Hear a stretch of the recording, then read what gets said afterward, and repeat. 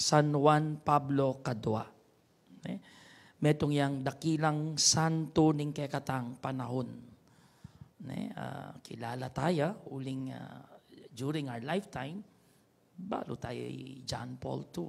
We love you. Ano po niyang World Youth Day 1995 kaya ti Pilipinas. Metong yang dakilang santo ning kekatang panahon at meging huwaran niya.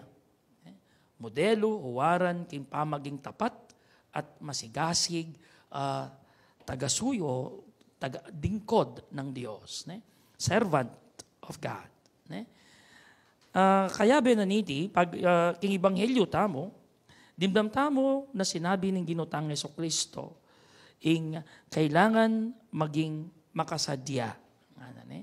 Makasadya at sinjanla din kay kayong sulo. Maging kawangi sula ring alipang manaya king karelang Panginoon king pamagbalik na king kasalan. Kotang datang ya nga na katukya agad-agad ya dapat may buklatan ng pasbul. Mapalad lang nga na ring alipang dasnana ning karelang Panginoon magbante king kayang panyatang. Tandaan nyo, itatali niya nga na tandaan nyo, potang miras ka rin, pagsilbiana la, dening alipan, amanaya kaya. Ing paganakana po ng ginutamong Jesucristo kay katamong king talinghaga ning kay katang dimdam niya ni napapanahon at makabaldugan niya. Lalo na po king biye at talimbawa ng San Juan Pablo Kadwa. Ing pamaging ready, ing pamaging handa, king panyatang ning ginutamong Jesucristo, aluwa itang pamanayang alatamong gagawan. It's not actually passive waiting. Pwede ka kasing manayang makaluklok mo. Pero aluwa po itang pamagsadya. Amanuan na ni nga pong Ginoo. It's supposed to be active waiting, not passive waiting. That has to be emphasized. Itang pamanayang ating kang gagawan. At itang pamagsumikap tamo. Aldoldo ning biyetamo, ing gawan, ing kaburyana ning apong Ginoo. That is already active waiting. You're doing something every day, especially in a tune king kaburyana ning apong Ginoo.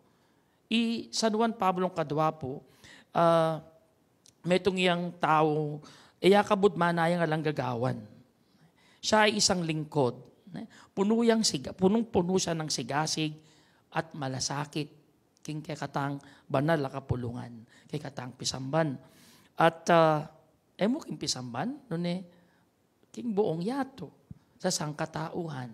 The whole universe. Manibat pa niyang anak niya.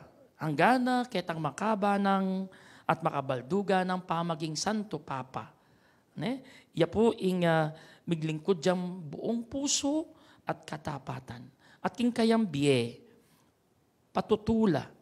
Migpatutuya kapamilatan ng biyena, nung nano ing tunay kabaldugan ng pamanaya at pamagsadya para king panyatang ng ginutamong Jesucristo. At iti masalayang mayakit, king kayang pamibiye-biye. Petutuwa na ini, kapamilatan na ning kayang pamibiye-biye. Isang paghandang may ginagawa. O ta inggewa na may pagmamahal at paglilingkod. Yan inggewa na po ning kay katang San Juan Pablo Kadwa. Metong po ka rin kilalang katangian ning santong kay katang pagmasusyan meni. Ya pinitang alangsawa ng pamanuro king kapayapan, king pamakikasundo, at pamamatawad. Alampat na pong kasabihan din. Karing kayang tuturo, karing teachings na. Dinina niya mo namang halaga, Santo Papang Kadwa, Papa Juan Pablo Kadwa, ing halaga na ning dignidad ning bawat tao. The dignity of the human person, of every person. Andiyan pang sumangid na ning pagsubok at hamon ning biye.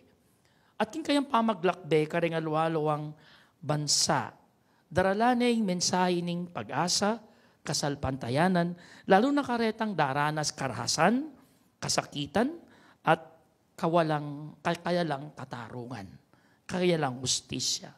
Para kang Santo Papa Juan Pablo II, ing pamaging ready, pamaging handa, mga baldugan, pagtutol sa kasamaan at pagsasabuhay ng mga aral ni Kristo. Para kaya, that is how we make ready for the coming of Jesus, is to fight evil and those that tutulan ng kasamaan at isabuhay ang aral ng ating Panginoong Jesucristo. Anya sa po kalugura kong kapatad, ngayon gaganakan tayo ing kapiesta ng San Juan Pablo II, mahamon tamong ngeni, hamuna nakatamong ngeni na maging ready, mag-ready tamo kimpanyatang ni nga pong Ginoo, emu ka rin kay katamong amano. Emu, ready ko nga mo. Emu king kaya kang amano. Noon kapamilya taning kaya katang gawa. Tularan tayo sana ing halimbawa. Tularan natin ang kanyang halimbawa. Ing pamaging ehemplo ng San Juan Pablo II. Itang pamaging halimbawa na king kayang kasalpantayanan, katatagan, at pamanyaw, pamagsuyo o pamanyuyo karing kaparang tao. Kikakatamong Ebanghelyo, sinabi ng Yesus, mapalad la ding susuyo, at bibiyakarela, at susuyo at disnan ni nga pong Ginong makasadya. Pangaratang ni nga pong Ginoo, nga na, paluklukan nala, at iya mismo suyuan nala. At itiing masanting ang pangako na. Sa kabila ng ating pagiging alipin, ang Diyos mismo ang maglilingkod sa iyo. In the end, di ba, we're all servants of God. We're all slaves of God. In a way. Pero pangpapotang gewatang mo itang kaburyadis na nakatang magobra at makasadya tamo, baligtad ding malyari. This time, talagang suyuana ka, karin, king kayang kayarian. Malyari mo ini, nung maging tapat tamo, mapagpakumbaba at ating malasakit, karing kay katang kapatad.